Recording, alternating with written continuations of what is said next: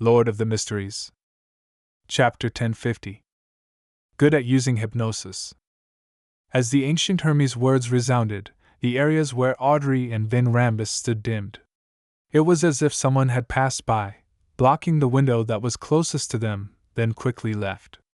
By the time the light returned, the island filled with a terrifying mind storm in the illusory world had transformed from Audrey's to Vin Rambus's. The person that had intruded on the other party's body of heart and mind went from Vin Rambus to Audrey. Fate's siphon charm. This was made using a worm of time as the material. Using the fool's powers, this charm was created. It could siphon off a corresponding target's subsequent fate for a short period of time, exchanging the corresponding fate with the user. It was the consultation fee Audrey had received from Gehrman Sparrow after she treated Hazel's mental breakdown.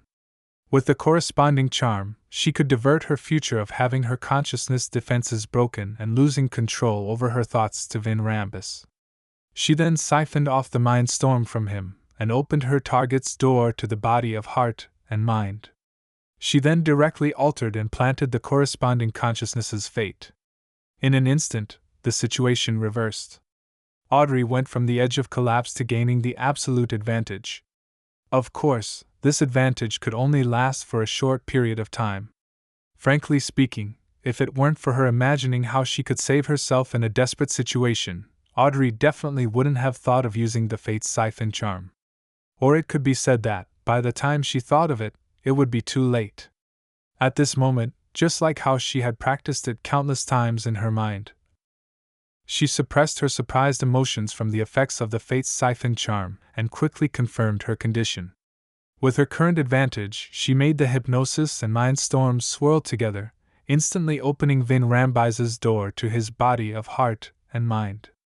Vin Rambus was instantly dumbfounded, as if he was an ordinary person whose attention had been diverted to Audrey's golden eyes and thus fall under her hypnosis.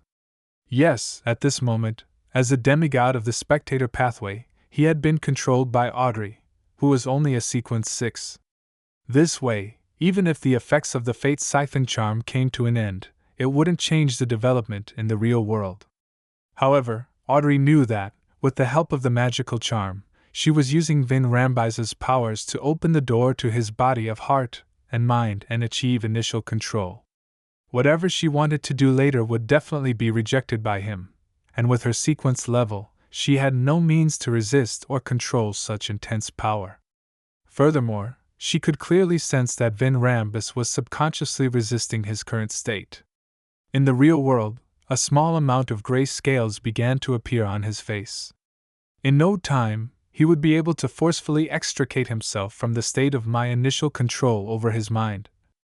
A realization flashed across Audrey's mind. She then cast her gaze towards Vin Rambus's head, feeling a little regretful that she didn't carry a powerful revolver with her. Otherwise, she could take this opportunity to shoot at him several times in a row in an attempt to kill him. Soon, she recalled that she had dragon scales. She believed that Vin Rambus definitely had it, and that it was even stronger. It wasn't something an ordinary attack could tear through, even most mystical items that were at the mid or low sequences couldn't do so. And if she couldn't kill him in one shot, Vin Rambus would definitely be able to use this opportunity to regain consciousness and escape her control. Without any hesitation, Audrey, who lacked the appropriate offensive abilities, quickly came to a decision: hypnotize him. He's best at hypnotizing and is very resistant against this, so he wouldn't prepare any additional items that can affect his defense. I can't let him do things that will be against his will.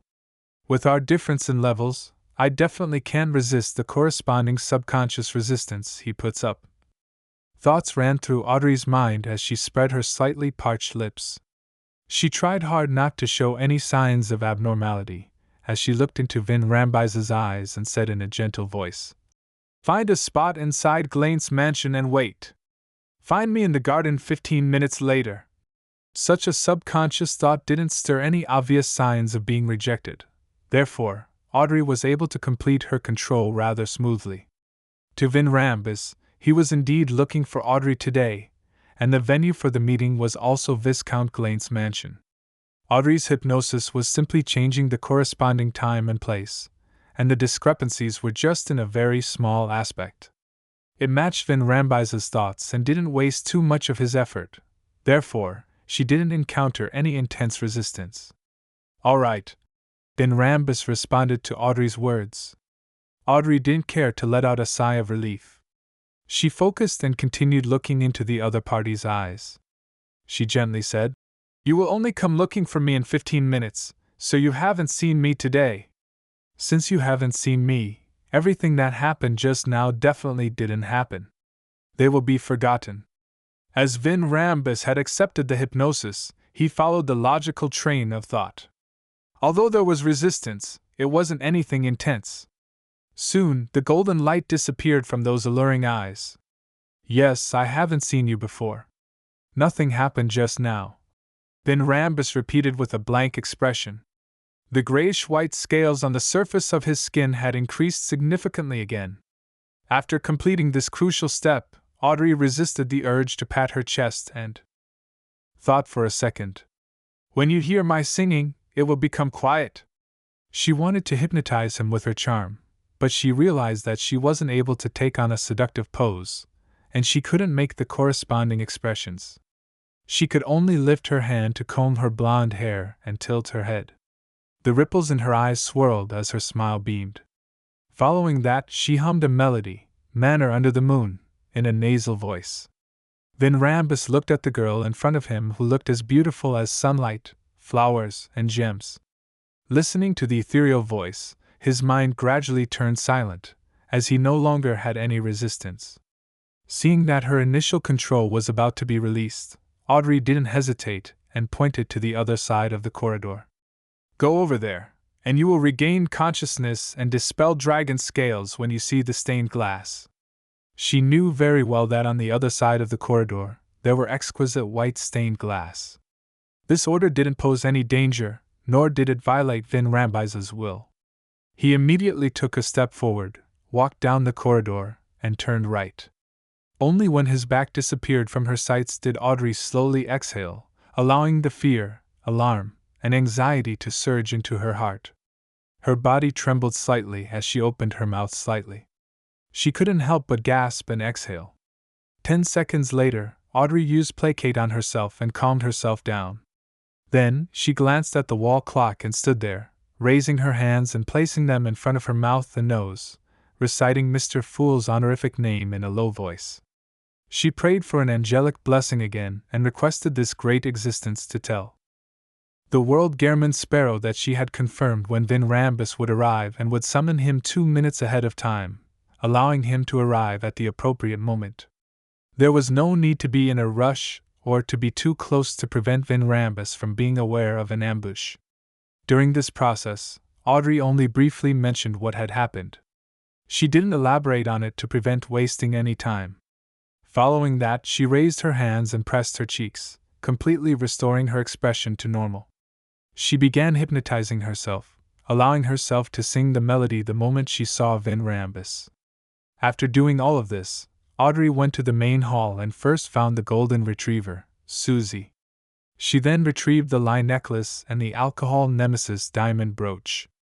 The latter, which could resist any mental influence, could only be worn for half an hour, otherwise, the damage one's liver and brain suffered would be irreversible.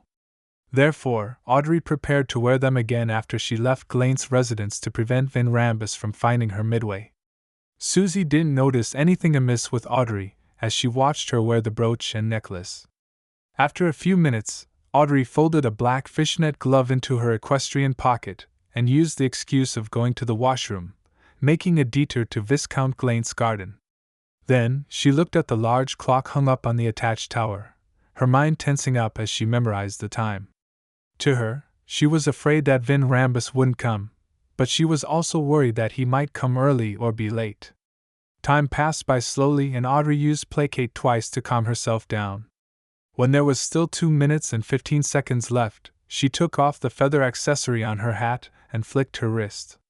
The scarlet flame soared, igniting the white feather. This was Lie's flame-controlling ability. As the flames burned, they turned pale. In just 2 or 3 seconds, the feather, which was a product of artificial death, was reduced to ashes. Nothing happened around her. Looking at the clock, Audrey took out a charm made of tin and recited a word in ancient Hermes. Lightning! The charm lit up as though many tiny electric snakes were entangling with it. It was a charm that summoned Gehrman's sparrow. When the lightning dissipated, the charm completely disintegrated and melted into the void. However, there was still silence without so much as a sound. Zio and Furs should have found a church of Evernite Cathedral and begun praying. Audrey calmed down and pretended to enjoy the flowers of the remaining autumn days. She didn't lift her head to look at the large clock, counting the time in her heart. 3, 2, 1. She slowly raised her head and looked around, but she didn't see Vin Rambus. He discovered something strange and distanced himself from this place? Audrey's heart tightened as she couldn't help but think back to what she had missed. At that moment, she heard a gentle voice. What are you looking for? Audrey's pupils dilated. From the corner of her eye, she realized that the silver-haired, blue-eyed Vin Rambus had appeared beside her at some point in time, a hint of suspicion hidden in his voice.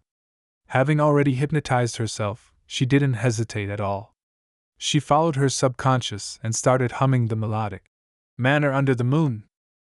Amidst the ethereal voice, Vin Rambus calmed down and listened attentively. Suddenly, he realized that the distance between him and Audrey had become very far despite them remaining in their respective spots. The dark night enveloped the garden despite it being late in the afternoon. A huge crimson moon rose over the top of the building as a figure stood there, wearing a black trench coat and a half-top hat. His face looked hazy due to the backlighting.